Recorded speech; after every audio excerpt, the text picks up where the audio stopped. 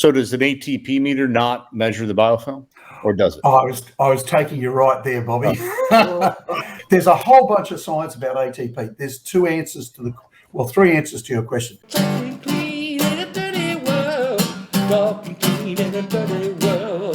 Dirty, dirty, dirty, dirty, dirty world.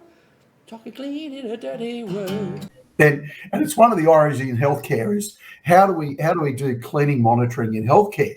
I mean, we go in and have a look or a smell. It's like you can't see a biofilm. I mean, so it's a ridiculous scenario where we're looking with our eyes to see what we can't see. So does an ATP meter not measure the biofilm, or does it? I was taking you right there, Bobby. So you just went down a whole nother path there. So my doctorate area is in actually using ATP, and we've got an algorithm we're about to probably send live. I'm having a conversation with someone this week on how to use them properly. There's a whole bunch of science about ATP. There's three answers to your question. The first one is to use the ATP meter correctly. It's not just a single swab, and I've published this in the actually it's not American Journal of, well, there is some stuff in American Journal of Infectious Control, but I've got free access papers online on how to do ATP meters, and that, as I say, we've got an algorithm and an app that will help people. They're incredibly accurate if you do it correctly. But the early work we've done on biofilms, and this is part of the work we're going to repeat, shows they're generally going to measure about 10 times less, most brands. Now, there's one brand which, and I did a peer review on this literally last week, which measures not just ATP, but some other chemical friends of ATP, so ADP, ATK, and those chemical friends are also measured. That looks to have a much broader capacity. Will that be better against a biofilm? We're not sure, so we're yet to do that work. But for most applications, if you use the ATP meter correctly, it's really good. Now, here's a tip. You don't need to use the whole algorithm. If you get a high reading, so let's say you're using, and look, the two big brands out there are 3M and Hygiene, and they read on different scales. So a 3M is about 10 times different from the Hygiene. Oh yeah. So let's play with Hygiene first. And a lady by the name of Stephanie Dancer published a paper many years ago that said clean is less than 100 and dirty is more than 100. So we'll just stay with that because it's a nice easy number. So if you're swabbing a surface and you go, okay, I've got a 50, that's okay. And I swab this other surface and I go, oh, it's 420. If you want to test if that's real, you get out your neutral detergent wipe, and it's got to be a neutral detergent wipe. In fact, an anionic detergent wipe is even better because cationics interfere with ATP. So a quat will interfere with ATP. That's work was published by Ecolab, again, a long time ago. So you get out your neutral wipe and just wipe a bit of a surface and then let it dry, and then retest it. Now, if you retest it and you swab it now and it comes up at 7, that tells you the surface was really dirty. It wasn't just artifact. The surface was actually dirty. Now you've used 2 wipes where normally you might have used 1, but you've actually added a quality control step to verify the data. And that's really technically important. So obviously as a scientist, you have to worry about collecting accurate data, and obviously we've done a lot of work in this area and published it. As I say, we're doing more work. We'll circle back around to biofilms. So let's say that it's the 3M device. Well, 3M's probably 250 is their clean level, and above 250 is dirty. So you swab a surface and it comes up at 125 with a 3M swab. You think, oh, that's okay. You go to another one and it's 3,242. You go, oh. Again, same thing applies. Get out my neutral wipe, give the surface a good wipe, either dry it with a clean, dry cloth or just let it dry, air dry, swab it again. If it comes back at, 86, you've got truly a dirty surface. Now, if it comes back at 2,752, which is another thing, it says, hey, this is a really difficult to clean soil. It has live material in it, or it's got biological material in it. I'll give it another go, because it's not just a failure of a cleaner, something strange has happened. So it might be, you might have dropped orange juice or grapes, someone's rubbed a grape in. Yep. And we found medical devices where it took us, because of poor design, 5 goes to get the ATP level down to an acceptable level on a reusable medical device, which is pretty terrifying. That was an ultrasound probe. Ouch. And so, look, an ATP, there's a lot of space for ATP to be improved, and the methods by which we use it. The app that we're doing will allow you hopefully to measure across time, which allows you to not only do each measurement, it will do the statistics for you to tell you frequency of cleanliness. And look, just quickly, if you want to really check your measurements right, every time you do ATP swabbing, in fact, you should do 2 swabs. You should do swab on identical surface on the same place. And the reason for that is twofold. First of all, with every ATP swab, and I've published this in the US, there's a 20% chance that the swab is wrong by a factor of 2. So if you swab it and it's 100 for a hygiene unit, well, it could be 50 or it could be 200. There's a 20% chance that's the likelihood. Wow. And there's a whole bunch of reasons for that, but we won't bother with them. But if you use 2 swabs, that frequency of failure rate becomes less than 1%. In fact, it's a fraction of 1%. So suddenly you've lifted your frequency of, or your likelihood of good data to a much higher level. So you don't need to do that if you've got a clean surface occasionally. So if you're doing a bunch of surfaces and you're getting with a hygienist swab, 60, that'll do, 70, that'll do. You might test one out occasionally. You might want to go, oh, okay, this is a 68. I'll use again my cloth, wipe it clean. Oh, yeah, it's 7. So I know they can do better. I know my cleaners can do better. They're getting a good job, but they can still do better. And but every time you got a high one, that's when you use a second swab. So I do a high one and I've got 1646 here. I do another high one and I've got 931. Okay, it really is a dirty surface. There's really a failure here. So, Don, I kept seeing you nodding and making some more notes. Do we think we've kind of answered the questions from our last broadcast here? Don? He doesn't want to talk now. I actually have a lot of dumb questions, but I'm going to hold on to them because he probably answered them and I missed it. He was throwing out so much information and I was a little bit rabbit trailing because I was going different ways. I do have one question. You need to listen to this broadcast again to pick up what you missed. I'm going to post this thing because there's some really good information in here. I mean, I think some of the nuggets that the doctor gave us, you could actually clip those out, and it's great information. And and he has the credibility to stand there instead of us just saying it. We have credibility now. Right. But one of the things I was trying to clarify in my head was you said the FDA, the USDA, and the EPA all can verify or justify these claims on some of these products, depending on the application or the scenario, I would assume. Is that correct?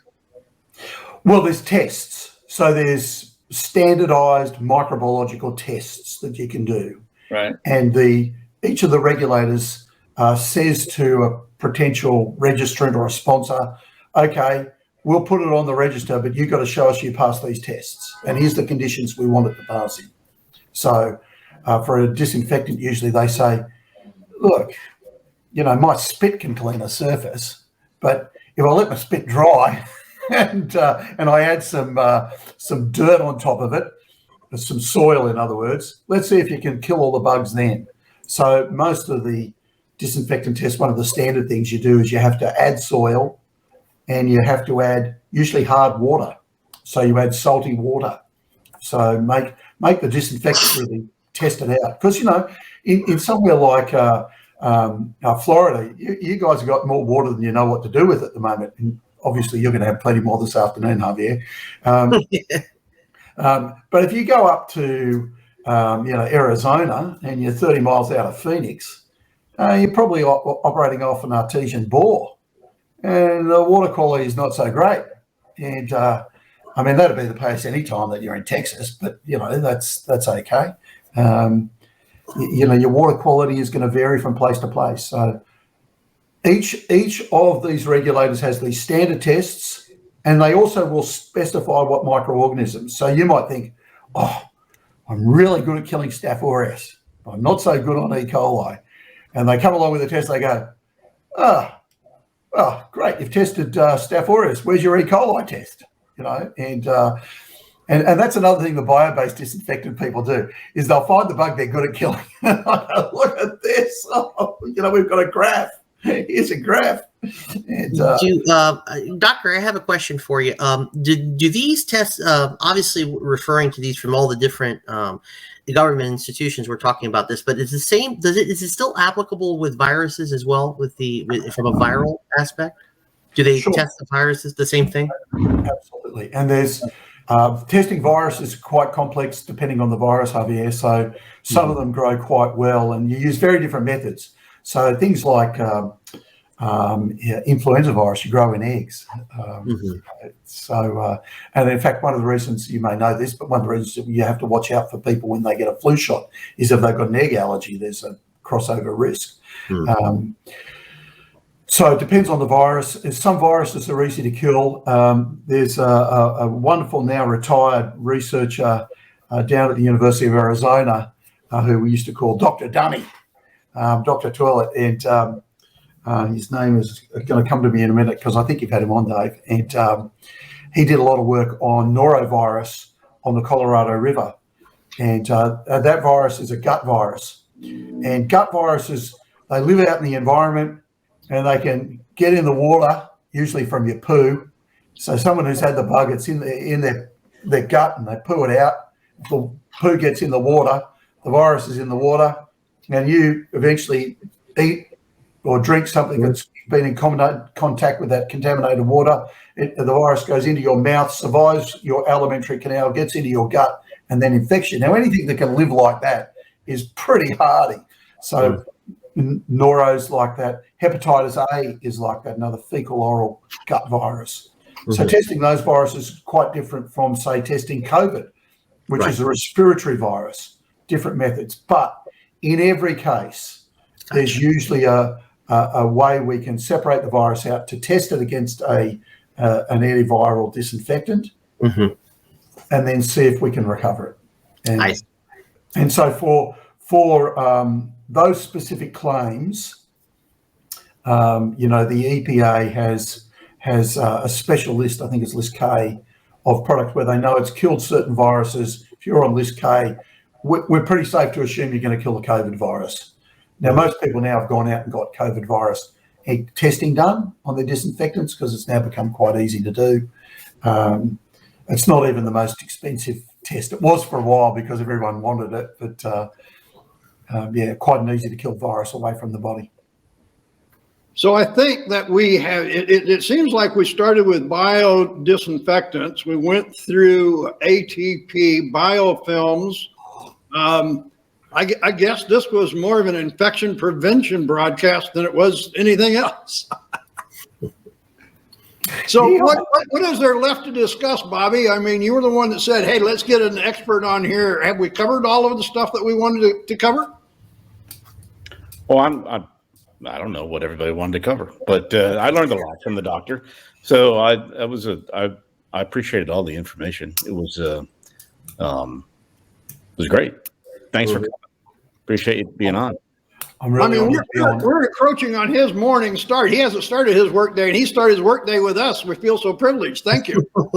It's been my privilege to take part. And look, as your listeners may know, I've been on Dave's podcast. Happy to come on anytime. Time zones. Unfortunately, I'm a morning riser, so that's okay. And look, some of the work we're doing, we will continue to publish. I actually have an adjunct associate professor role at Faculty of Medicine and Health at Sydney University. We're doing a whole pile of work with biofilms in this hygiene space. We're doing other work in Western Sydney University, where I also have an adjunct research position. So we're publishing all the time. And so one of the things I've said to Dave, once we get back into the routine of publishing, we'll start feeding stuff back to Dave so that things that are relevant for this cleaning audience, and let me tell you, everything I'm doing is relevant for the cleaning audience. We'll let you know, because some of these studies are going to have significant relevance to what goes on actually out in the field and in practice. And once we've got the app up and running for ATP in particular, I'll come back to Dave and we'll go right through the app and all of the ATP stuff. Oh yeah, I would like to see that. That would be great. Mhm. Right. I hear that. ATP has been something I've used for, probably 15 years. And it's, I do understand what you said about there is a process. It is a correct process. Thankfully, I think I follow it along well, but it is something that not everybody warms up to.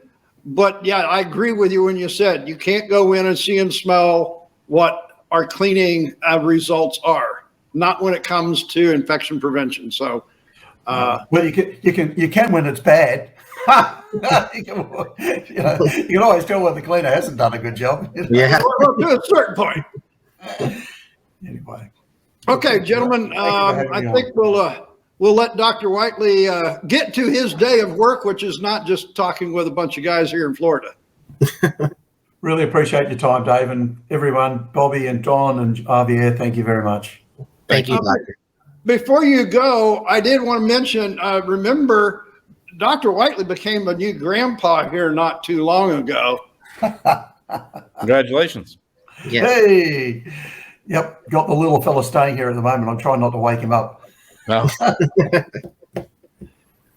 So anyway, we will talk to you. Is there any one of the studies or any of the reports, gentlemen, that he mentioned that you would like to get a copy of or want me to get for you? I know I mentioned a lot of them.